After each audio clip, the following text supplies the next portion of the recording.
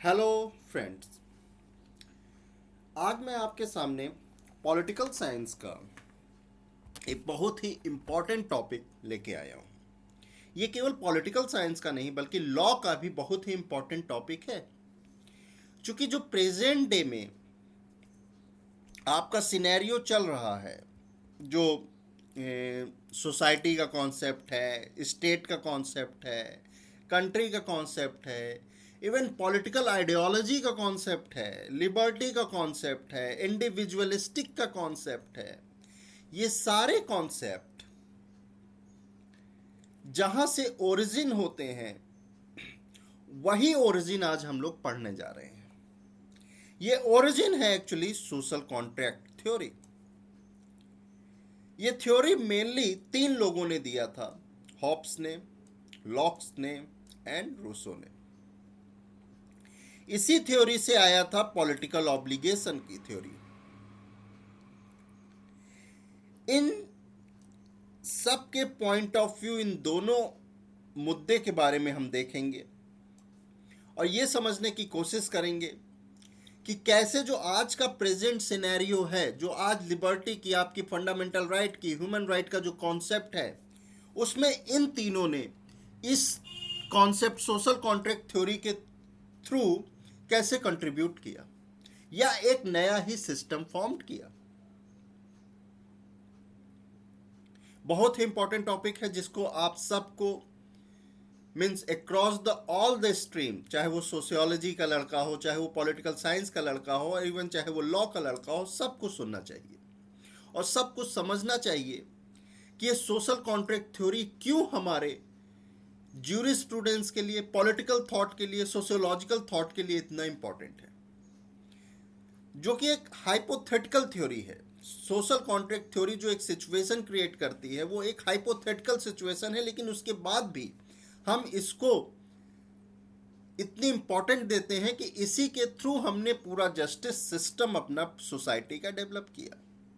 आइए तो शुरू करते हैं अपना ये lecture. Hobbes, Locke's and Rousseau, social contract, political obligation and much more. मेरा नाम नीलमणि त्रिपाठी है। इस लेक्चर का पीडीएफ आपको नील नोट्स पे फ्री ऑफ कॉस्ट में मिलते हैं। नील नोट्स पे आप कोई भी जाके डाउनलोड कर सकता है। नील नोट्स पे वो, उसके लिए कोई आप लोगों को रुपए देने की ज़रूरत नहीं है। मैंने इस पूरे लेक्चर को खुद लिखा है, काफ़ी मेहनत की है आप लोगों के लिए बनाने के लिए। चूँकि देखिए, मैं किसी भी जो लॉ का, चाहे पॉलिटिकल साइंस का, चाहे सोशियोलॉजी का कोई भी वीडियो बनाता हूँ, मुझे बार बार सोशल कॉन्ट्रैक्ट थ्योरी पे लौटना पड़ता है आप लोगों को बेसिक समझाने के लिए। तो क्यों ना मैंने ये सोचा कि मैं आपको सोशल कॉन्ट्रैक्ट थ्योरी के थ्रू ही समझा दूं, जिससे कि आप लोगों का एक माइंड क्लियर हो जाए। चलिए, what is social contract theory. देखिए, सोशल कॉन्ट्रैक्ट क्या है। सोशल कॉन्ट्रैक्ट मतलब ऐसा कॉन्ट्रैक्ट जो पूरे सोसाइटी में हुआ है, जिसमें सब इन्वॉल्व है, वही है सोशल कॉन्ट्रैक्ट। तो सोशल कॉन्ट्रैक्ट थ्योरी के थ्रू ही सोसाइटी बनी। जैसे कॉन्ट्रैक्ट ट्रीटी होती है तो कोई एक नया ऑर्गेनाइजेशन जन्म लेता है। कॉन्ट्रैक्ट होता है तो कोई दो इंस्टीट्यूशन, दो कोई private companies, private institution, private person आके मिलती हैं और वो कुछ नया बॉन्ड करती हैं। उसी तरह ये जो कॉन्ट्रैक्ट हुआ, सोशल कॉन्ट्रैक्ट, इससे सोसाइटी बॉर्न हुई। मोटा मोटा हम लोगों को यही समझना है। तो अब हम शुरू करते हैं इसकी थ्योरेटिकल पार्ट। देखिए, सबको मालूम है कि स्टेट ऑफ नेचर में जैसे एनिमल रहते हैं, आप जंगल में अगर आजकल तो कोई देख नहीं पा रहा है, लेकिन डिस्कवरी चैनल और तमाम जो चैनल है उसमें हम देखते हैं कि जो जानवर हैं, एनिमल्स हैं, वो प्रिमिटिव स्टेज में अभी भी रह रहे हैं। वो जैसा आज के करोड़ों साल पहले रहते थे जब ये नेचर बना था, वैसा ही रह रहे हैं। तो इसी तरह शुरुआत में जो मैन थे, आदमी या औरत, ह्यूमन बीइंग, वो स्टेट ऑफ नेचर में रहते थे। वहाँ कोई गवर्नमेंट नहीं थी। आप जानते हैं कि कोई भी गवर्नमेंट नहीं होती है, कोई एक फॉर्मल पॉलिटिकल सिस्टम, एक मैनेज करने का गवर्नमेंट का सिस्टम एनिमल्स के बीच तो रहता नहीं, वैसे हम लोग भी रहते थे, और ना कोई लॉ रहता था अपार्ट फ्रॉम नेचुरल लॉ। मतलब भूख लगेगी तो खाना खाना है, इन सब टाइप के, नींद लगेगी तो सोना है, प्यास लगेगी तो पीना है, ये एक नेचुरल, एक फिजिक्स का, एक बायोलॉजिकल लॉ है जिसको तो सबको फॉलो करना ही। लेकिन कोई मैन मेड लॉ नहीं था कि आपको ये काम नहीं करना, ये काम नहीं करना, ये सब नहीं था, जैसा अभी भी नहीं है एनिमल सोसाइटीज में। हार्डशिप थी, और देखा जाए तो जैसे कोई ताकतवर, आप देखते होंगे शेर होता है, वो कमजोर शेर को मार देता है, या जंगल में ही जो ताकतवर जानवर होते हैं वो कमजोर जानवरों को खा लेते हैं। तो हार्डशिप तो थी ही, क्योंकि खाना ढूंढने के लिए आपको daily hand to mouth, daily कुआं खोदना है और डेली पानी पीना है। हार्डशिप भी थी और ऑपरेशन भी था on the section of the society. जो सोसाइटी अपने आप को अडेप्ट नहीं कर पा रही थी जल्दी जल्दी, या जो बायोलॉजिकल रूप से थोड़ी कमजोर हो गई, हैंडीकैप हो गई, उनका ऑपरेशन भी था। ये प्रॉब्लम थी। तो चूंकि human being is was an intelligent species, उन लोगों ने ये देखा कि अगर मान लीजिए ठीक है कि आप एक सेक्शन का ऑपरेशन आप ऑपरेस कर रहे हैं उसको, या हम लोगों को इतनी हार्डशिप है, हम क्या इसको दूर कर सकते हैं? क्या हम जो सेक्शन कमजोर हैं उसको भी पॉजिटिवली कंट्रीब्यूट करा सकते हैं सोसाइटी में, कि उसको खत्म ही कर दें? तो उन्होंने कहा ठीक है, चलो हम लोग कलेक्टिव काम करते हैं, ना कि इंडिविजुअल इंडिविजुअल। देखिए, ये जो सारी सिचुएशन है ये हाइपोथेटिकल है, ये अपने आप आ गई, इसके लिए कोई पहले से प्रीपॉन्डरेंस नहीं हुआ। ये चूंकि human being is a rational animal, वो ये रेशनल लगा यार कि ऐसा अगर हम लोग रहेंगे, जैसे वो सोसाइटी में रहना शुरू कर दिया, तो उसने देखा कि जो हम लोग हर दिन हर रात में एक एक आदमी को जागना है, हर आदमी जाग रहा है रात में, जिससे कोई जंगली जानवर आके उसके ऊपर अटैक न कर दे। उसने सोचा कि अगर हम सोसाइटी में रहे, केवल एक आदमी जागे और वो देखता रहे, और वो जब अगर कोई जंगली जानवर आए वो सबको जगा दे, और वो लोग कलेक्टिव उससे लड़े, तो उनके बचने के आसार ज़्यादा हो जाएंगे। इस तरह इसका रहना, साथ में रहना, और उन लोगों के लिए कुछ ड्यूटी, जैसे उस आदमी को रात में जागना है, या किसी एक आदमी की बात माननी है, कोई उन लोगों का समूह का कोई एक हेड होगा, ये सब जो rules and regulation, right and obligation बने, ये किसके थ्रू आजकल बनते हैं मॉडर्न वर्ल्ड में? कॉन्ट्रैक्ट के थ्रू। इसीलिए कहा गया इस सिचुएशन को कि मान लीजिए suppose that it is contract.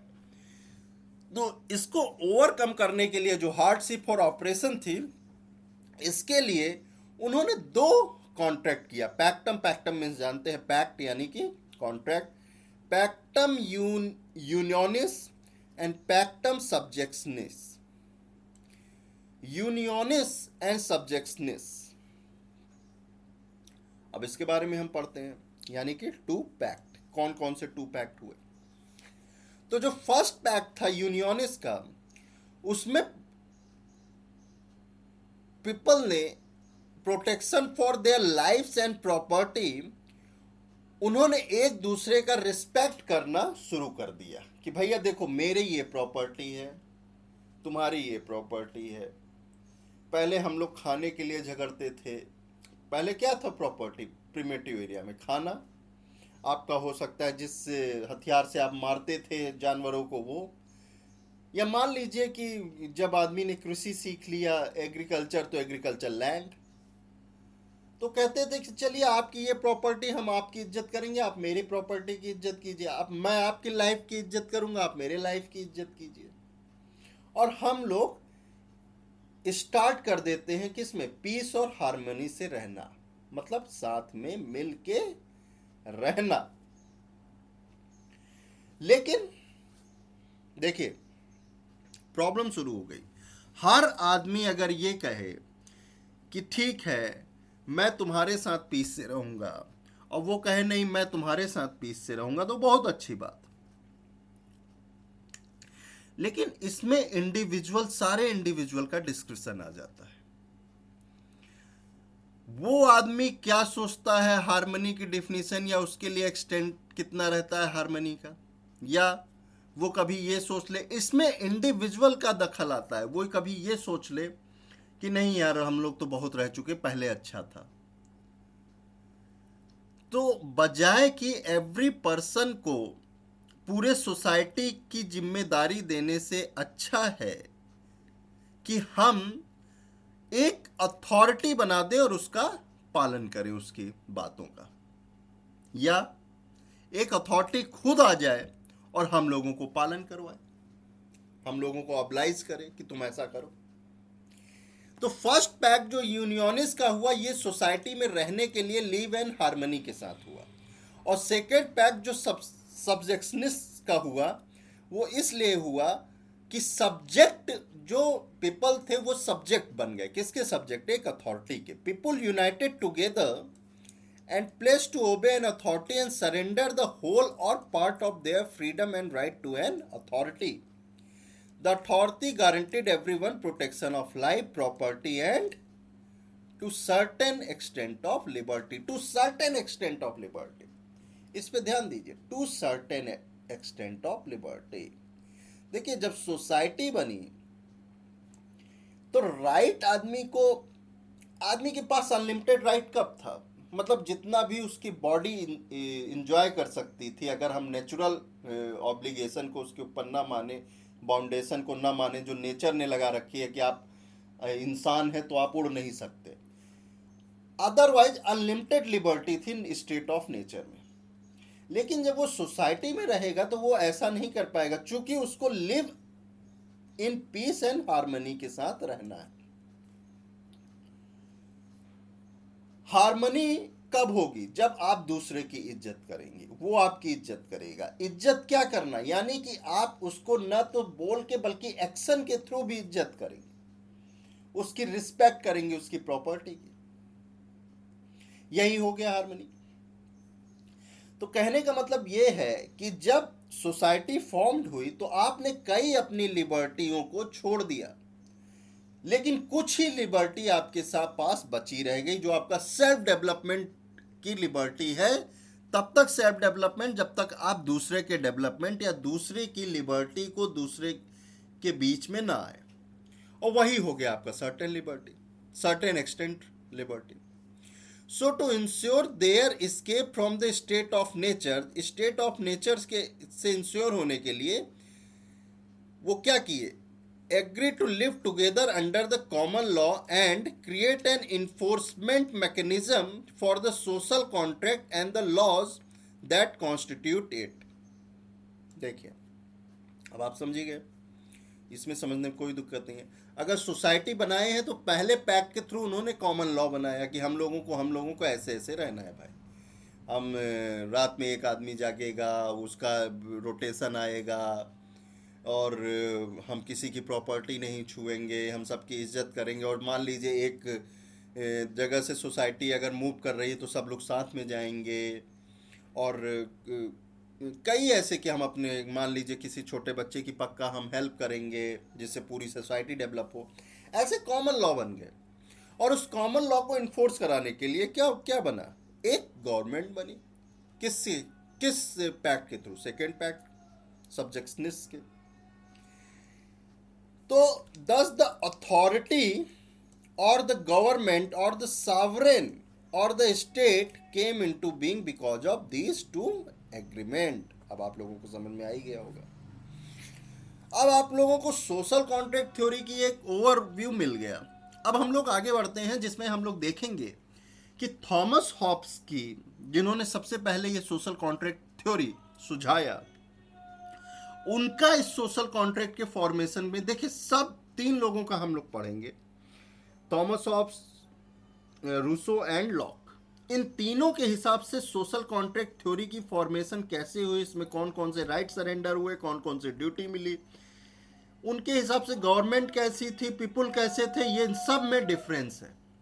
इन सब में जो डिफरेंस है, उन्हीं के डिफरेंस को हम लोग ये पढ़ने के लिए, और उनके डिफरेंस से क्या क्या निकला, और आजकल की जो आप थॉट देख रहे हैं, आप जो इंटरनेट पे देख रहे हैं, right wing, left wing, liberty, individual liberty, majority, minority, इन सब का जो कॉन्सेप्ट हुआ, freedom of speech, even freedom of speech का, देखिए ये जो थ्योरी थी तीनों, इन लोगों ने रिवॉल्यूशन ला दिया।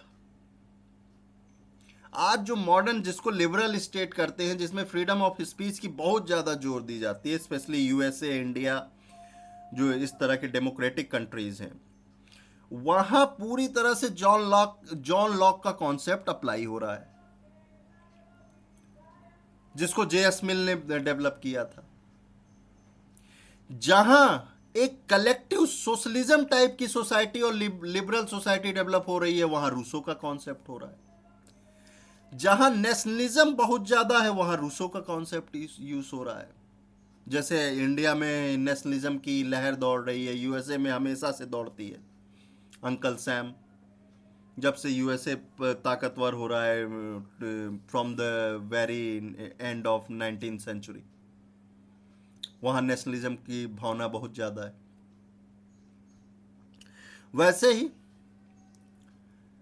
आप थॉमस हॉब्स से देखेंगे कि थॉमस हॉब्स ने बताया है कि किस तरह एक मोनार्की का रूल होना चाहिए, जो कि इन रियलिटी में, प्रैक्टिकल में काफी सही है। मैंने आपको इसके पहले लेक्चर पढ़ाया था, सोशल कंट्रोल थ्योरी, उसमें थॉमस हॉब्स का नाम लिया था। अगर आपने वो लेक्चर नहीं देखा है तो इस लेक्चर के बाद वो लेक्चर देखिएगा, आपको वो लेक्चर और अच्छे से समझ में आएगा।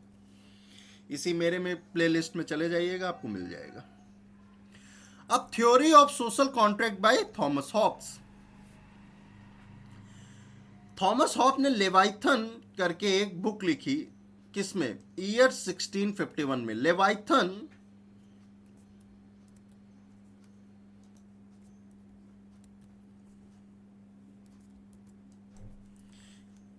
इस लेवाइथन का मतलब होता है बिब्लिकल, एक मतलब लेवाइथन एक बिब्लिकल कैरेक्टर है या क्रिएचर है, जिसमें बहुत पावर थी। ये एक सी सरपेंट था, जैसे जिन लोगों ने पायरेट्स ऑफ कैरेबियन देखा होगा, उसमें एक देखा होगा एक क्रिएचर था डेवी जोन्स के जो कंट्रोल में था, उसका नाम था क्रैकन। उसी तरह लेवाइथन था, जिसकी पावर अनलिमिटेड थी। उसी के नाम पे इन्होंने बुक लिखी और उसमें सोशल कॉन्ट्रैक्ट थ्योरी का अपना इन्होंने वर्जन दिया। हालांकि वो फर्स्ट वर्जन था, तो ये कह सकते हैं कि पहला वर्जन दिया। चूंकि लेवाइथन बहुत पावरफुल था, तो थॉमस हॉब्स का मानना था कि राजा को बहुत पावरफुल होना चाहिए। ये आप देख रहे हैं कि राजा के हाथ में तलवार है, कमांड करने का वॉन्ड है, और वो कुछ भी कर सकता है। मतलब जो सेकंड आपका पैक्ट हुआ था, उससे जो थ्रू अथॉरिटी जन्मेगी, उसके पास बहुत पावर होना चाहिए। क्यों होना चाहिए, इसको हम समझ रहे हैं। देखिए, थॉमस हॉब्स का मानना था कि every man was at war against every man. क्यों? Prior to social contract man lived in a state of nature, state of nature में रहता था, ये हमने देखा ही है। One fears and selfishness, means one of fear and selfishness. ये जो स्टेट ऑफ नेचर थी, ये बहुत ही डरावनी थी और सेल्फिशनेस की थी। जैसा आप जंगलों में देखते हैं कि जहां कोई अपॉर्चुनिटी मिलती है तुरंत ग्रैब कर लेते हैं। चाहे उनके लिए कभी कभी ऐसा भी होता है कि भाई को तो मारते ही, अपने माँ, अपने जैसे नेचर में आपने देखा होगा कि लोग अपने इवन बच्चों को खा जाते हैं।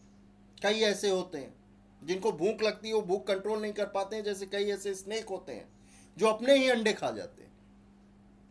तो वहाँ बहुत ही ज़्यादा सेल्फिशनेस और फियर थी, और एक कांस्टेंट फियर का हमेशा कंडीशन बनी रहती थी। देखिए, थॉमस हॉब्स का मानना था कि मैन बेसिकली बिस्टली एनिमल, एंड हर आदमी, हर इंसान एक दूसरे इंसान के प्रति हमेशा वॉर में ही रहता है। उसके अंदर इतनी सेल्फिशनेस रहती है। Means every person is a criminal, जो मैंने आपको सोशल कंट्रोल थ्योरी में बताया था। तो उसके कारण क्या हो गया? क्योंकि देखिए, पहले बात ये याद रखिएगा कि ये इंडिविजुअलिस्ट थे, मतलब कि ये अपनी थ्योरी को इंडिविजुअल तक ले गए, और इन्होंने कहा कि मैन इज सेल्फिश, सेल्फिशनेस पे ले गए। सेल्फिश मतलब जो हमेशा अपने एंड को, अपने फायदे को देखे। तो लाइफ क्या थी? लाइफ अकेली थी, पुअर थी, नास्टी थी, ब्रूटिश थी एंड शॉर्ट थी। तो सेल्फिशनेस होने के बावजूद भी इतनी ज्यादा दुख थी। और इंसान, जैसा कि मैंने आपको बताया कि वो एक रेशनल एनिमल था, तो उसने कहा यार हमारे सेल्फिश का फायदा ही क्या, जब हम लोग भूखे नंगे सो रहे हैं।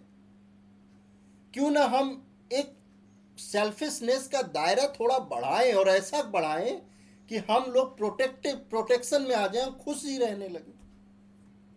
क्योंकि वो रेशनल था, तब उसने ऐसा सोचा। तो उसका जो सेल्फ प्रिजर्वेशन, जो डार्विन भी बोलता है कि भाई आदमी, आपके अंदर, सबके अंदर बेसिक इंस्टिंक्ट होती है पहले कि अपने जान को बचाना। ऑटोमेटिक हमारी बॉडी शुरू हो जाती है कि अपने प्रिजर्व करना। जैसा ये वायरस ही है, वायरस किसी के बॉडी में घुसता है तो अपनी बॉडी ऑटोमेटिक उसके जो एंटीडोट्स होते हैं, एंटीबायोटिक उसके अंदर होते हैं, वो सारे उनसे लड़ने लगते हैं। उसकी जो इम्यूनिटी सिस्टम होती है ये ऑटोमेटिक होता है। उसी तरह उसके अंदर सेल्फ प्रिजर्वेशन है, सेल्फ प्रोटेक्शन है, जो इनहेरेंट है मैन के नेचर में, इसको वो बदल नहीं सकता। और जब वो देख रहा है कि हमारे साथ ऐसा हो रहा है एक छोटे कॉज के सेल्फिशनेस के लिए, तो हम अपना कॉज थोड़ा बड़ा बताते हैं। है तो हम सेल्फिश ही, लेकिन हम बड़ा बनाते हैं। इसलिए जो राइट्स हम दूसरों को दुख देने के लिए कर रहे हैं यूज, और वही राइट वो दुख देने के लिए हमको यूज कर रहा है, तो हम उसको सरेंडर कर दे रहे हैं। तो voluntarily surrender their rights and freedom. किसको? माइटेस्ट अथॉरिटी को। माइटेस्ट अथॉरिटी मैंने जो आपको बताया, लेवियथन को। In a social contract, social contract का to protect preserve their lifes and property. उन्होंने कहा भैया हमने तो आपको अपनी राइट दे दी, लेकिन हो सकता है कुछ लोगों ने ना दी, या कुछ लोग फ्यूचर में जो अभी दिए वो लोग उस राइट को आपसे लेके हमारे ऊपर वही राइट यूज करके हमको परेशान करना चाहें। तो चूंकि आप माइटेस्ट है, आप सबसे पावरफुल है, आपके पास एक तलवार है, आपके पास अथॉरिटी करने की रूल का एक वॉन्ड है, एक डंडा है, एक स्टिक है, तो आप उसको अपने तलवार से सजा दे दीजिएगा तुरंत। तो हॉब्स के अकॉर्डिंग एक सोशल कॉन्ट्रैक्ट को सक्सेस होने के लिए उसके राजा को बहुत ज्यादा पावरफुल एब्सोल्यूट होना चाहिए, यानी इमर्जेंस ऑफ एब्सोल्यूट हेड। अब सब्जेक्ट को हमेशा राइट है, जितनी राइट उस माइटेस्ट हेड ने, उस एब्सोल्यूट हेड ने उसको दिया है। लेकिन कोई भी right, might is always right वाली बात आ गई, कोई भी राइट उसकी उस एब्सोल्यूट अथॉरिटी के अगेंस्ट नहीं है। यही समझने की यहां जरूरत है। यानी कि राज्य के ऊपर आप कभी भी वो उठा ही नहीं सकते कोई question. Horse place moral obligation. अच्छा, इसमें क्या कह दिया कि मोरल, अब ऐसे तो वो निरंकुश हो जाएगा एब्सोल्यूट हेड जो है। देखिए सोसाइटी क्यों उसने बनाई, या सोशल कॉन्ट्रैक्ट क्यों लोगों ने किया, कि लाइफ इज सॉलिटरी थी, पुअर थी, नास्टी थी, ब्रूटिश थी और शॉर्ट थी। अगर मान लीजिए कि हमने ऐसा एब्सोल्यूट हेड चूज किया, जो एब्सोल्यूट हेड फिर से हमारी लाइफ को सॉलिटरी, पुअर, नास्टी, ब्रूटिश और शॉर्ट बना दे, तो उस एब्सोल्यूट हेड का कोई यूज ही नहीं रह जाता। तब हम उस एब्सोल्यूट हेड को उखाड़ के फेंक सकते हैं, ये थॉमस हॉब्स बोलते हैं। यानी कि हमारी जीवन को खुश बनाना, और वो खुशी बनाने के ही कोर्स में वो अपने पावर को यूज करना, यही एब्सोल्यूट हेड का काम है। यानी कि उसको मोरल ऑब्लिगेशन किसका है, कि हमारे वो नेचुरल लॉ हैं। नेचुरल लॉ क्या है? जो लॉ हम लोगों को नेचर से मिले हैं, जैसे जीने का अधिकार, सांस लेने का अधिकार। अगर सांस लेने का अधिकार ही ना होता तो ये हम लोग पनप ही ना पाते। पानी पीने का अधिकार। हमारा जो एग्जिस्टेंस है वो जिस राइट के कारण है, वो राइट नेचुरल लॉ है, जिसके कारण ये सोसाइटी बनी, जिन राइट के कारण, कि हम एक दूसरे की बातें सुनेंगे, एक दूसरे को इज्जत करेंगे, ये भी एक नेचुरल लॉ है। हम जस्टिस में रहेंगे, ये भी एक नेचुरल लॉ। यानी कि जो एग्जिस्टेंस लॉ बनने के पहले प्रायर थी, और वो उस प्रायर एग्जिस्टेंस में, उस प्रायर सिस्टम में जो ऑटोमेटिक पहले से ही लॉ चल रहे थे, वही नेचुरल लॉ है। तो फर्स्ट पैक्ट के थ्रू जब एक सोसाइटी बन गई, तो उस फर्स्ट पैक्ट में जो जो लॉ लगे वो नेचुरल लॉ सेकंड पैक्ट के थ्रू बन गए जब माइटेस्ट अथॉरिटी आया। अगर वही नेचुरल लॉ ही नहीं सेफ रह पाएंगे, उन्हीं का प्रोटेक्शन नहीं हो पाएगा, तो सॉवरेन का कोई काम नहीं। और सॉवरेन का मोरल ऑब्लिगेशन है कि उन नेचुरल लॉ को, जो नेचुरल लॉ के कारण सोसाइटी बनी, आपकी लाइफ बनी, ये जो एग्जिस्टेंस दिख रहा है वो बना, उनको प्रोटेक्ट करना। अब चूंकि मैन क्या था, ब्रूटिस था, सेल्फिश था, तो इसको कंट्रोल एक ही आदमी कर सकता है जिसके अंदर एब्सोल्यूट पावर रहे। यानी हॉब्स किसके सपोर्टर थे? एब्सोल्यूटिज्म के। अब तो इन्होंने कहा, अपने बुक में ही लिखा है कि government without sword are but word and no strength to secure man at all. मतलब जो गवर्नमेंट है वो विदाउट तलवार के, आप देख रहे हैं कि हॉब्स का जो गवर्नमेंट है, जो मोनार्की है, जो राजा है, उसके हाथ में ये तलवार है। वो कह रहे हैं कि government without sword but word are no strength to secure man at all.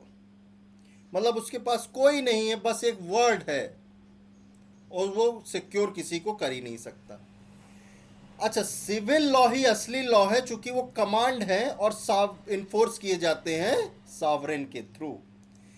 यहां देखिए, थॉमस हॉब्स बात कर रहे हैं, जो आपने अगर जूरिस्प्रूडेंस में थोड़ा बहुत जॉन ऑस्टिन पढ़ा होगा, तो ये एनालिटिकल की बात कर रहे हैं। ये कस्टम्स के थ्रू जो लॉ जन्मे हैं, और जो लॉ जन्मे हैं अलग अलग ढंग से, इंटरनेशनल ट्रीटी के थ्रू, या मीन्स कई ढंग से जो जन्मे हुए हैं, जुडिशियल प्रोनाउंसिएशन के थ्रू, उनको उन पे ये बिलीव नहीं करते। ये कहते हैं जो लॉ को आपका माइटेस्ट हेड बना रहा है वही लॉ है, चूंकि वही वो इन्फोर्स कराएगा। Human mechanistically by being drawn to that which they desire and repelled by that to which they averse। Mechanistic theory, मैंने एक और पॉइंट जोड़ दिया है कि जो थॉमस हॉब्स थे वो मैकेनिस्टिक थ्योरी मानते थे। मैकेनिस्टिक थ्योरी का मतलब है, मैकेनिस्टिक मीन्स से है, मैकेनिस्टिक से मीन्स है कि ह्यूमन जो है वो ऑटोमेटिकली जो उसका डिजायर होता है उसके तरफ जाता है, और जो उसको एवर्स करता है उससे वो रिपेल्ड होता है। ये वो ऑटोमेटिक करता है, उसके इसके ऊपर कंट्रोल नहीं है। वो इतना ज़्यादा ग्रीडी होता है कि जो वो चाहता है ऑटोमेटिकली वही उसी तरफ जाता है, और जिससे उसको घृणा है, जिससे उसको परेशानी है, वो उससे दूर भागता है। तो इसलिए इनको एक मैकेनिस्टिक थ्योरी का भी जनक कहा जाता है, हॉब्स को। तो जो हॉब्स की थ्योरी थी सोशल कॉन्ट्रैक्ट की, उसमें इंडिविजुअलिज्म, मटेरियलिज्म, यूटिलिटेरियनिज्म एंड एब्सोल्यूशंस सारे इंटरवेवन आपस में गुथे हुए थे। और हॉब्स ने एक नई तरह की थ्योरी, जो कि पूरे सोसाइटी को, अभी आप देख रहे हैं कि सोसाइटी में भी कई ऐसे कई एलिमेंट हैं जो आपस में गुथे हुए हैं एक दूसरे से। उसमें मटेरियलिज्म भी है, इंडिविजुअलिज्म भी है, एब्सोल्यूटिज्म भी है, यूटिलिटेरियनिज्म भी है, इवन सोसाइटी के भी सारे एलिमेंट हैं। तो हॉब्स को इसीलिए आप कह सकते हैं कि उन्होंने सोशल कॉन्ट्रैक्ट थ्योरी देके एक तरह से वो मॉडर्न क्रिएटर थे, इस जो ये सोसाइटी बनी उसको एक्सप्लेन करने के सिद्धांत का। आगे बढ़ते हैं। अब हम देखते हैं कि जॉन लॉक की थ्योरी क्या थी। Social contract theory by John Locke. देखिए, जॉन लॉक ने जो सोसाइटी की, यानी कि स्टेट ऑफ नेचर की जो इन्होंने परिकल्पना की, हाइपोथेसिस किया, उसमें इन्होंने ये देखा कि नहीं, हॉब्स गलत थे, और उनसे बिल्कुल अपोजिट इन्होंने किया कि जो सोसाइटी थी वो बहुत ही रिजनेबल गुड थी, मतलब आपस में लोग खुशी थे, इंजॉयबल थी, जैसे चिड़ियाएं रहती हैं। आप देखे होंगे एक चिड़िया जब घोंसला बना लेती है तो दूसरी उससे दूर बनाती है। उनके पास ज़्यादा लॉ और रूल्स नहीं है, लेकिन वो एक दूसरे से खुशी रहते हैं। हाँ, लेकिन उनकी प्रॉपर्टी सिक्योर नहीं थी। देखिए, प्राइवेट प्रॉपर्टी का जब कॉन्सेप्ट आया तो ये सिक्योरनेस हट गई। कैसे हट गई? अब कोई इंसान ने, कोई व्यक्ति ने प्राइवेट प्रॉपर्टी बनाया तो प्राइवेट प्रॉपर्टी उस जगह पे लिमिटेड है, लेकिन हो सकता है कि उस जगह पे व्यक्ति अनलिमिटेड हो जाए। इसलिए प्राइवेट प्रॉपर्टी छोड़ के हर चीज बहुत अच्छा था, मतलब प्राइवेट प्रॉपर्टी से रिलेटेड थिंग्स छोड़ के, और इंजॉयबल था। और इसलिए उन्होंने स्टेट ऑफ नेचर को गोल्डन एज कहा, कि वो जो स्टेट ऑफ नेचर थी, और इन रियलिटी में आप देखें भी कि अगर वो अच्छी न होती तो वो डेवलप होके कैसे वहां तक आती। मतलब नेचर ने उसको डेवलप ही होने दिया कि उसमें कुछ अच्छाई होगी, तभी तो वो चीज़ डेवलप हो सकती है, जो डार्विन का सर्वाइवल ऑफ द फिटेस्ट कहता है। तो उनके हिसाब से स्टेट ऑफ नेचर जो है वो प्री पॉलिटिकल तो था, लेकिन वो प्री मोरल नहीं था, यानी कि उसमें मोरालिटी थी ऑलरेडी। हाँ, पॉलिटिकल पार्टी उसमें नहीं थी। और इसीलिए उन्होंने स्टेट ऑफ नेचर को कहा स्टेट ऑफ लिबर्टी, यानी कि वहां लिबर्टी भरी हुई थी। देखिए, हॉब्स ने कहा कि वो स्टेट ऑफ ग्रीड था, मतलब लोग अपनी लिबर्टी को दूसरे के ऊपर इम्पोज कर रहे थे, लेकिन लॉक्स रुक गए। लॉक्स ने कहा नहीं, वहां केवल लिबर्टी थी, लोग आपस में अच्छे से रहते थे, एक दूसरे के साथ उनका अच्छा टर्म था, और वो अपनी लिबर्टी के स्फेयर में बहुत इंजॉय कर रहे थे। इसीलिए इनकी जो आप ये सोशल कॉन्ट्रैक्ट की थ्योरी देखेंगे, वो लिबर्टी के आसपास वो भटक रही होती है। अब हम आगे बढ़ते हैं। आगे ये है कि property plays an essential role in Locke's argument for the civil act, government and contract that establish it. Property, अभी मैंने आपको थोड़ा सा इंट्रो में बताया भी इसके जॉन लॉक की सोशल कॉन्ट्रैक्ट में, कि प्रॉपर्टी, हाँ, प्रॉपर्टी से रिलेटेड कुछ प्रॉब्लम चल रही थी। Private property created when the person mixes. देखिए, इन्होंने कहा कि प्राइवेट प्रॉपर्टी कैसे बनी। प्राइवेट प्रॉपर्टी बनी कि जब नेचर के साथ पर्सन ने कुछ अपने पर्सनल लेबर को इन्वॉल्व किया, मिक्स किया, तो वो प्रॉपर्टी उसकी प्राइवेट प्रॉपर्टी होगी। फॉर एग्जाम्पल, कि नेचर ने आपको लैंड दिया, किसी किसान ने, किसी फार्मर ने उसको सो किया, जोता और उस पर फसल उगाई, अब वो उसकी प्राइवेट प्रॉपर्टी हो गई, क्योंकि उसने, किसान ने उस पर लेबर अपना लगाया। तो ये इस तरह से आपने जाना कि प्राइवेट प्रॉपर्टी का कैसे क्रिएशन हुआ लॉक के अकॉर्डिंग, उनके स्टेट ऑफ नेचर वाली सोसाइटी में। स्टेट ऑफ नेचर में, सॉरी, सोसाइटी तब तक फॉर्म नहीं हुई थी।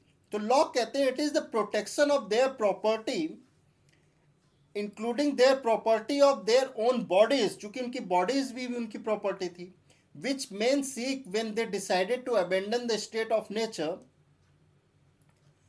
उसी को बचाने के लिए उन्होंने स्टेट ऑफ नेचर छोड़ दिया। John Locke consider property in state of nature as insecure because of 3 condition. 3 condition के कारण सिक्योरिटी, जो प्रॉपर्टी थी वो इनसिक्योर थी। कि वहाँ कोई लॉ नहीं था कि आप किसी की भी प्रॉपर्टी, कौन प्राइवेट प्रॉपर्टी कही जाएगी, कहाँ इंक्रोचमेंट माना जाएगा, कहाँ प्राइवेट प्रॉपर्टी एक्वायर नहीं कर सकते, ऐसे तमाम रूल्स एंड रेगुलेशन नहीं थे। और मान लीजिए अगर कोई डिस्प्यूट होता है तो उसके लिए कोई इम्पार्शियल जज नहीं था। और मान लीजिए इम्पार्शियल जज ने कोई डिसीजन दे दिया तो कोई पावर नहीं थी, वो नेचुरल लॉ या सिविल लॉ या कॉमन लॉ, मीन्स जो नेचुरल लॉ अगर इन्फ्रिंज हो रहे हैं तो उनको, अब मैंने आपको हॉब्स में बताया है कि नेचुरल लॉ किसे कहते हैं, अगर वो इन्फ्रिंज हो रहे हैं तो उनको इन्फोर्स कराने की भी कोई अथॉरिटी नहीं थी। इसलिए जो स्टेट ऑफ नेचर में मैन थे उन्होंने ये फील किया कि अपनी प्रॉपर्टी बचाई जाए, इसलिए वो सोशल कॉन्ट्रैक्ट में उतरे। अब देखिए, यहाँ जो हॉब में था वो ये था कि जो व्यक्ति थे उन्होंने अपनी सारे राइट को सरेंडर कर दिया था, और जो माइटेस्ट हेड था उसके ऊपर एक ऑब्लिगेशन था, वो नेचुरल लॉ से आ रहा था, वो व्यक्तियों द्वारा नहीं आ रहा था कोई ऑब्लिगेशन, मतलब पर्सन्स द्वारा। लेकिन यहां कुछ दूसरा हो रहा है। यहां क्या हो रहा है कि जो मैन थे उन्होंने कहा कि उन्होंने सारे अपने राइट को सरेंडर नहीं किया, उन्होंने उतने ही राइट सरेंडर किए जितना उनके प्राइवेट प्रॉपर्टी, उनके नेचुरल लॉ को इन्फोर्स करने के लिए, ये दो तीन चीज जिस जिस राइट से करने के लिए, सरेंडर करने के लिए हो जाता सिक्योर, उन्होंने उतना कर दिया। बाकी का उन्होंने राइट अपने पास रखा, मतलब कि उन्होंने वही राइट सरेंडर किया जो जरूरी थी, maintain order and force of law of nature and secure their property. तो पर्पज क्या हुआ गवर्नमेंट का? पर्पज यही हुआ, गवर्नमेंट का मेन पर्पज ये हुआ क्या कि सर्व करना उस पर्सन को। गवर्नमेंट का ये पर्पज नहीं हुआ कि उनको कंट्रोल करना, जो हॉब्स कह रहे थे कि उनको कंट्रोल करना कि वो आपस में लड़े ना। यहां गवर्नमेंट का लॉक के में पर्पज ये हो गया, लॉक कह रहे हैं कि उनको सर्व करना, जो जिन्होंने उनसे सोशल कॉन्ट्रैक्ट जिन पर्सन ने किया है उस गवर्नमेंट से, यानी यानी कि उनके नेचुरल राइट को प्रोटेक्ट करना, उनके प्राइवेट प्रॉपर्टी राइट को प्रोटेक्ट करना। और जब तक ये गवर्नमेंट ये करती है तभी तक उनके जो लॉज है वो वैलिड एंड बाइंडिंग है। और जहां ऐसा करना वो रोक देती है, when it ceases to fulfil, तो जो लॉ बनाती है उसकी कोई भी वैलिडिटी गवर्नमेंट की नहीं होती, और गवर्नमेंट को क्या कर देंगे, थ्रोन कर दिया जा सकता, आउट ऑफ पावर। हॉब्स में क्या था? हॉब्स में था अगर वो नेचुरल लॉ नहीं कर पाता प्रोटेक्ट, तब उसको कर सकते हैं। यहाँ क्या था कि वो नेचुरल लॉ को इन्फोर्स नहीं कर पाता, साथ ही साथ लिबर्टी नहीं इन्फोर्स कर पाता, लिबर्टी सिक्योर नहीं कर पाता, साथ ही साथ प्राइवेट प्रॉपर्टी को भी ना सिक्योर कर पाता, तब उसको गवर्नमेंट को या उन लोगों का हेड रहने का कोई अधिकार नहीं है। यानी कि ये कहते हैं जो अल्टीमेट सॉवरेंटी जो कि हॉब्स में थी वो कॉन्ट्रेरी टू नेचुरल लॉ है, और इसलिए ये कॉन्स्टिट्यूशनली लिमिटेड गवर्नमेंट की बात लॉक्स करते हैं। तो लॉक्स ने किस किस पे जोर दिया? लॉक्स ने दिया लाइफ, लिबर्टी एंड प्रॉपर्टी पे जोर, यानी कि अपनी लाइफ जो नेचुरल लॉ से मिला है, लिबर्टी जिससे वो जो पहले से ही था, प्री एग्जिस्टिंग सोसाइटी में था, मीन्स स्टेट ऑफ नेचर में था, उसने सारा सरेंडर नहीं किया, वो लिबर्टी, और प्रॉपर्टी जिसके लिए उन्होंने सोशल कॉन्ट्रैक्ट किया। उनके 3 कार्डिनल राइट्स थे, और यही अंत में इन्फ्लुएंस किए किसको? डिक्लेरेशन ऑफ अमेरिकन इंडिपेंडेंस को, डिक्लेरेशन ऑफ अमेरिकन इंडिपेंडेंस 1776 में। अब हम इसके बाद एक नए कॉन्सेप्ट की तरफ बढ़ते हैं। चूंकि हमने 2 लोगों को पढ़ लिया, तो अब हम ये समझेंगे कि पॉलिटिकल ऑब्लिगेशन क्या होता है। व्हाट इज पॉलिटिकल ऑब्लिगेशन, जो आपके सिलेबस में है। पॉलिटिकल साइंस के जो लॉ पढ़ रहे हैं, बीए एलएलबी के बच्चे, लॉ के, ये स्पेशली वीडियो में बीए एलएलबी के लॉ के बच्चों के लिए बना रहा हूँ, लेकिन पॉलिटिकल साइंस के स्टूडेंट के लिए भी ये बहुत फायदेमंद है। वहाँ एक आपके सिलेबस में है पॉलिटिकल ऑब्लिगेशन। तो पॉलिटिकल ऑब्लिगेशन होता क्या है? देखिए, ऑब्लिगेशन मीन्स होता है ऑब्लाइज, मतलब promise to do something, formal promise to do something. Political means होता है अफेयर रिलेटेड टू गवर्नमेंट, यानी कि आप गवर्नमेंट को जो प्रॉमिस करते हैं कि हम आपके लॉ को ऑब्लाइज करेंगे, वही हो गया पॉलिटिकल ऑब्लिगेशन। ये ड्यूटी से अलग है। देखिए, इंसान की ड्यूटी भी होती है कि वो अपने जिस लैंड पे रह रहा है वहां के लॉ को, मतलब लॉज ऑफ लैंड को फॉलो करे। ड्यूटी में क्या आता है? ड्यूटी में सैंक्शन भी आता है कि अगर आपने वो फॉलो नहीं किया है तो वो आपको पनिश कर सकते हैं। लेकिन यहां ऑब्लिगेशन में केवल एक फोर्स है, वो है मोरालिटी। आप खुद से, आपको ये लगता है कि नहीं, हमको गवर्नमेंट का रूल फॉलो करना ये अच्छी बात है, हमको करना चाहिए। आप इसलिए नहीं फॉलो करते हैं कि उसके पीछे सैंक्शन है, आप इसलिए फॉलो करते हैं क्योंकि आपको अंदर से खुद आपका कॉन्शियस कहता है नहीं ये इसको फॉलो करना चाहिए, ये अच्छी बात है, ये आपकी मोरल ड्यूटी, लीगल ड्यूटी हो चाहे ना हो। तो पॉलिटिकल ऑब्लिगेशन जो होता है वो रेफर करता है moral duties of citizen to obey the law of the state, मैंने बता दिया।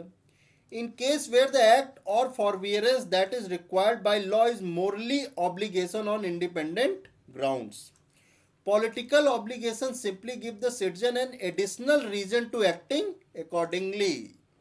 देखिए जब एक्ट बन जाता है तो ऑटोमेटिकली वो आपको कह देता है अगर आप इस स्टेट के सिटीजन हैं तो आपको इसको फॉलो करना है, एक तो रीजन आपको मिल जाता है। लेकिन पॉलिटिकल रीजन क्या है कि वो आपको एक एडिशनल मोरल रीजन देता है कि आपको क्यों फॉलो करना चाहिए।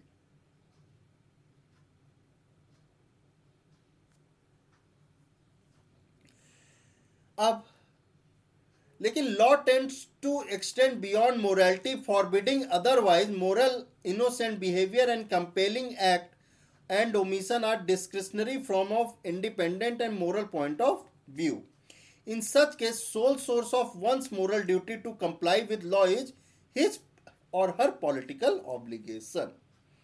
Means देखिए यहाँ हम चूंकि पॉलिटिकल साइंस पढ़ रहे हैं तो पॉलिटिकल साइंस वाले लॉ इसलिए नहीं देख रहे हैं कि क्यों फॉलो करना चाहिए, वो इसलिए देख रहे हैं, वो ये नहीं देख रहे हैं कि लॉ इसलिए फॉलो करना चाहिए कि उसके पीछे सैंक्शन है। नहीं, जो ऑस्टिन ने कहा था कि सैंक्शन के कारण ही लॉ फॉलो हो रहा है, वो ये मोरल ऑब्लिगेशन बताते हैं उनके ऊपर कि आप चूंकि इस स्टेट के सिटीजन हैं और आपने सोशल कॉन्ट्रैक्ट कर रखा है तो ये आपकी एक जिम्मेदारी हो गई कि आप उस जो लॉ बन रहे हैं उसको फॉलो कीजिए और तभी ये स्टेट सस्टेन कर सकता है।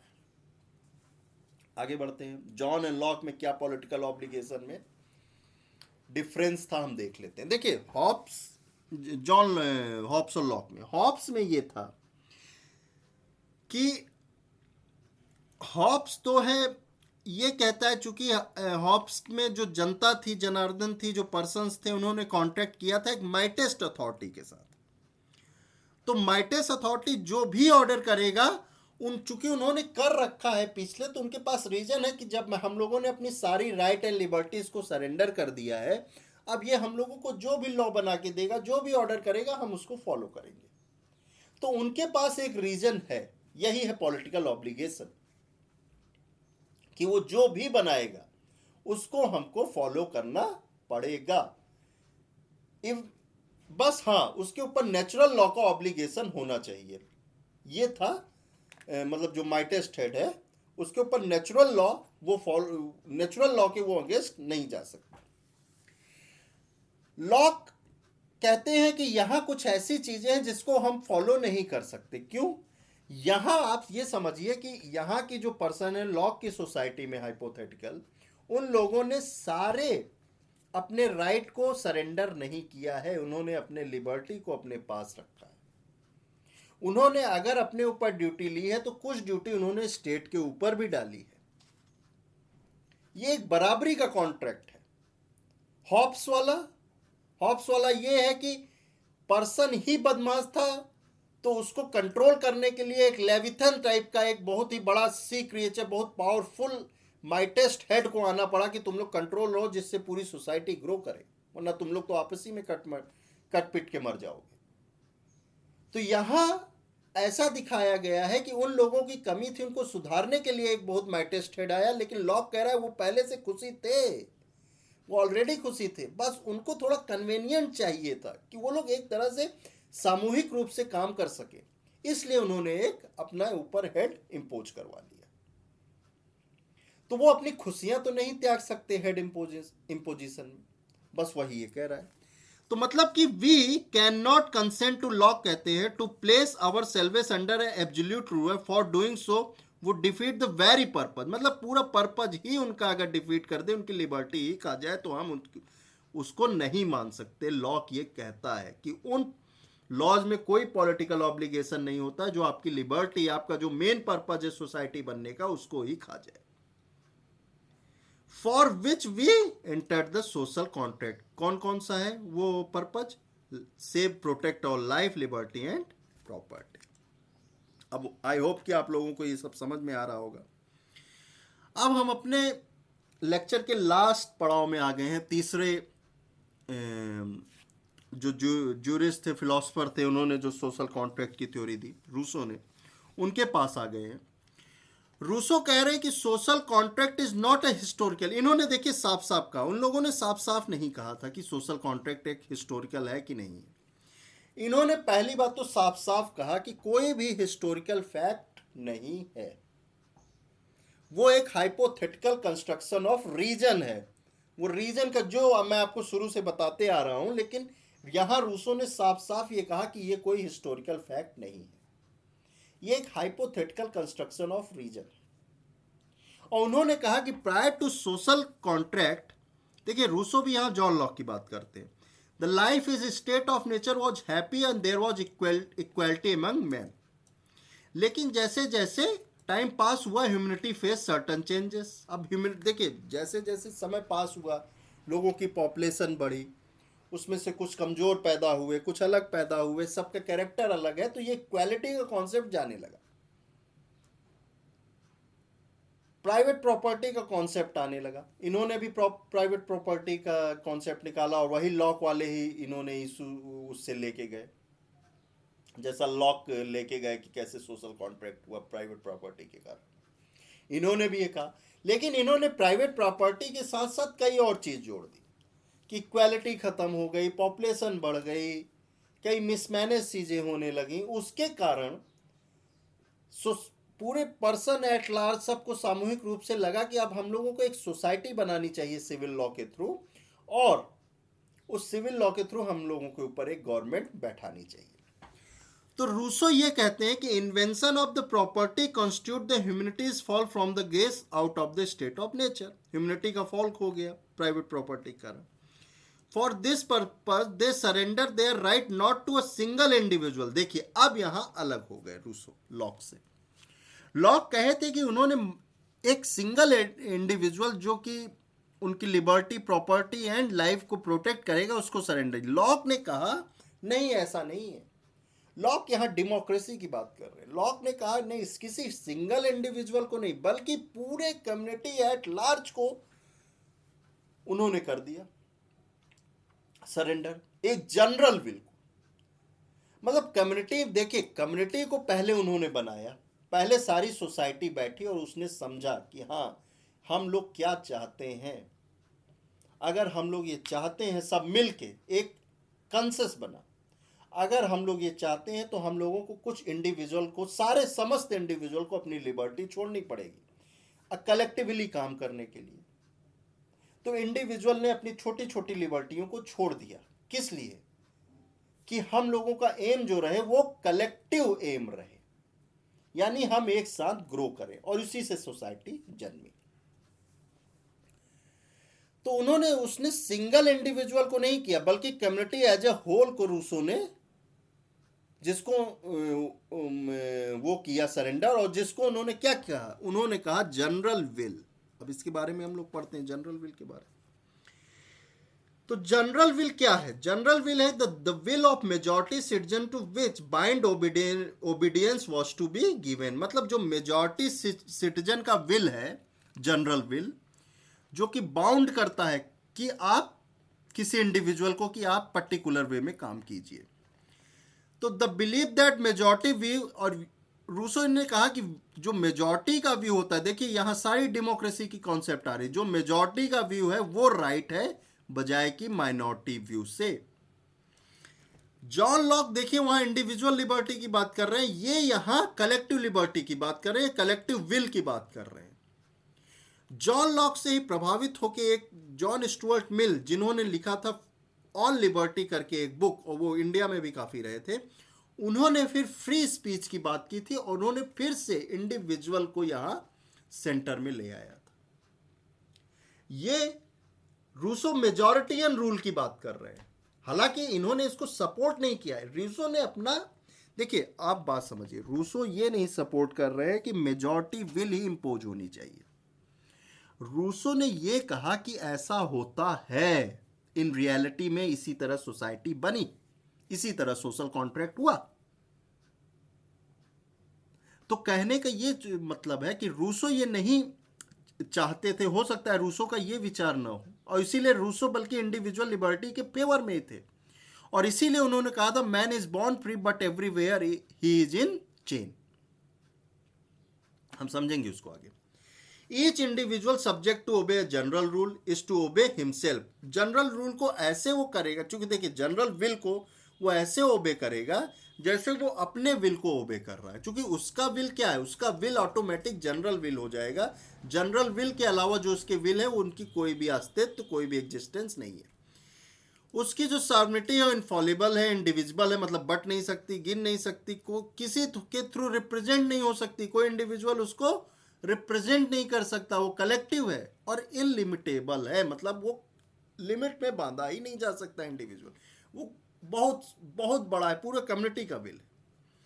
इसलिए रूसो ने क्या किया, पीपुल्स की सॉवरेनिटी, यानी we the people of the India having solemnly, आपने जो पढ़ा है प्रीएम्बल, वो रूसो का ही कॉन्सेप्ट था कि पीपल की सॉवरेनिटी को इन्होंने फेवर किया। Through social contract and new form of social organisation the state was form to assure the guarantee rights, liberty, freedom and equality of all.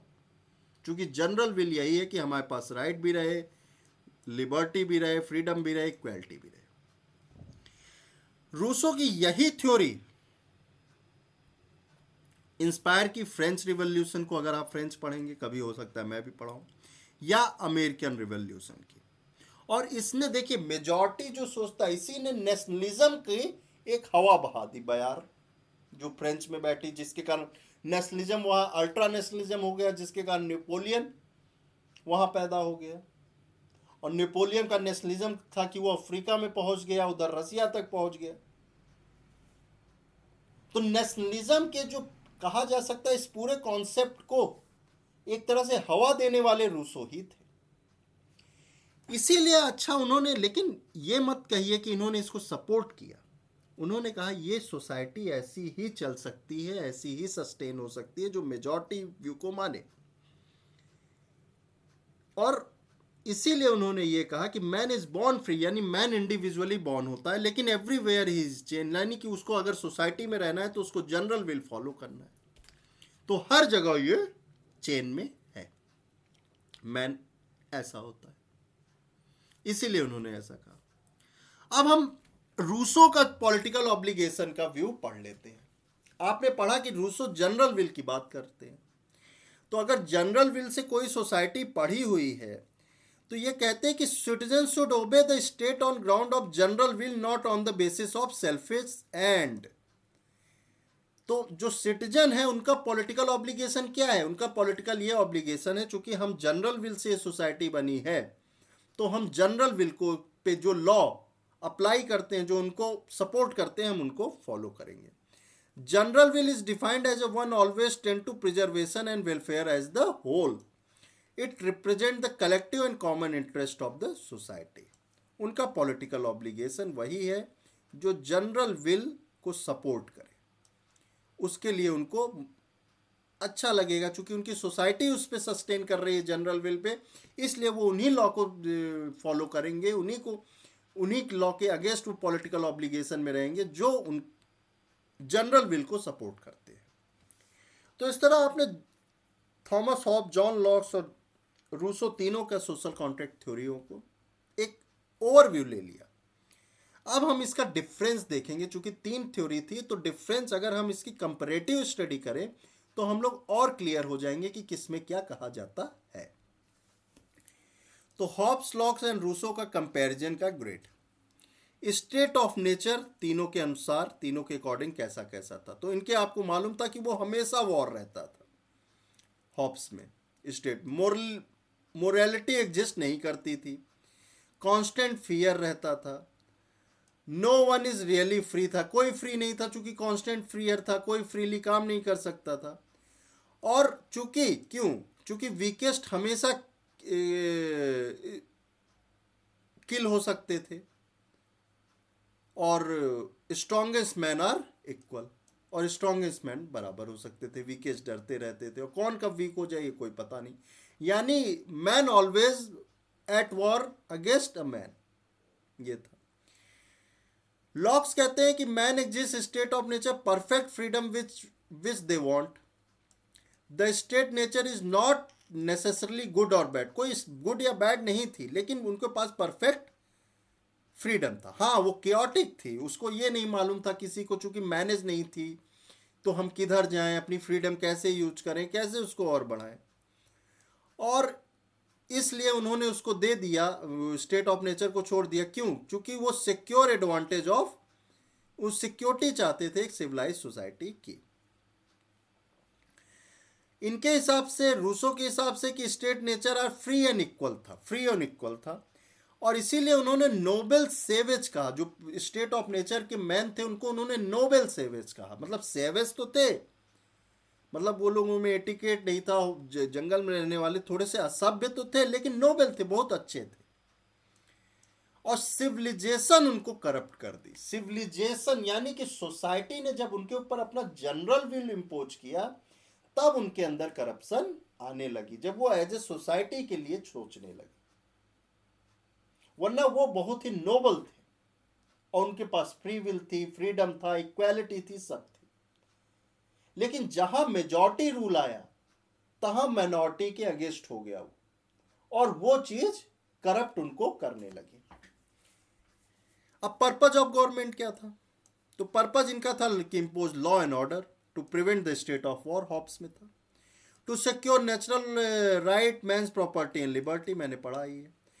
To bring the people into harmony, चूंकि majority ज़्यादातर अपने लिए government चला रही है, तो majority and rule अगर सफल रहा तो पूरी सोसाइटी में हारमोनी रहेगी। क्यों? To unite them under the general will. अब रिप्रेजेंटेशन कैसा था इन सब में?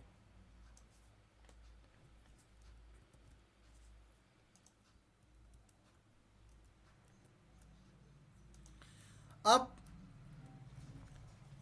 रिप्रेजेंटेशन में देखें तो हॉब्स कहते हैं कि government are designed to control, not necessarily represent. मतलब उनको क्या था, गवर्नमेंट का काम था कि उनको कंट्रोल करना, कि वो आपस में एक दूसरे को ना मार दे।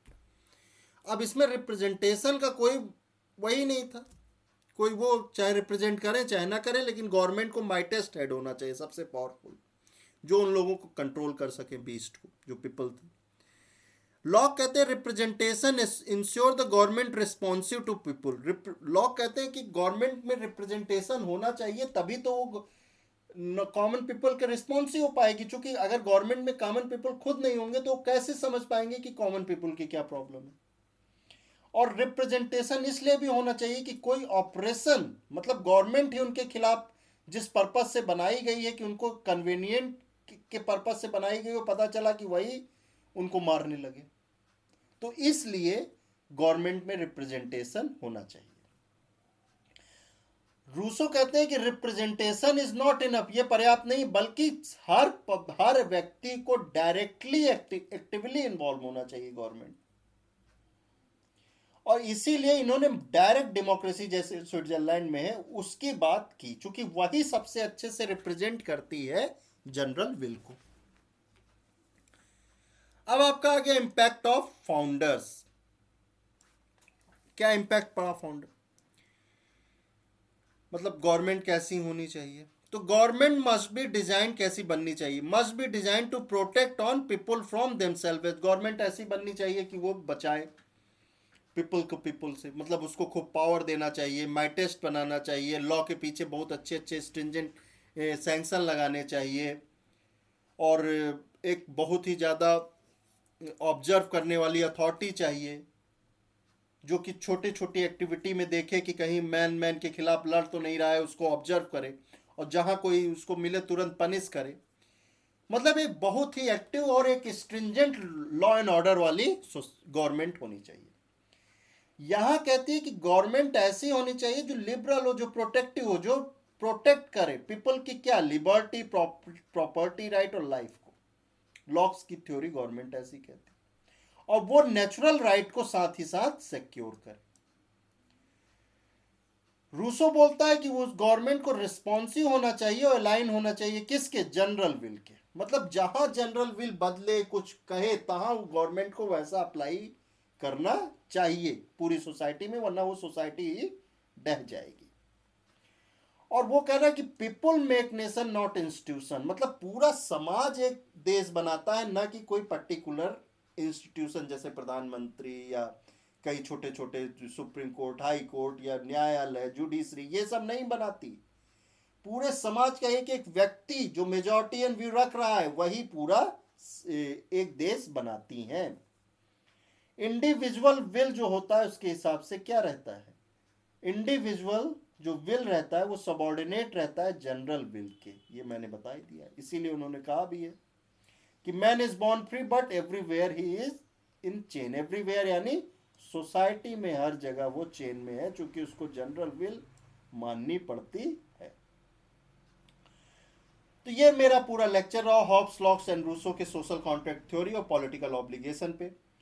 अगला मैं जो लेक्चर लूंगा वो पॉलिटिकल ऑब्लिगेशन पे ही लूंगा, और थोड़े और भी आपके कॉन्सेप्ट क्लियर करूंगा, डर्कहाइम के और भी कई ऐसे जो मॉडर्न थिंकर्स हुए उनके ऊपर।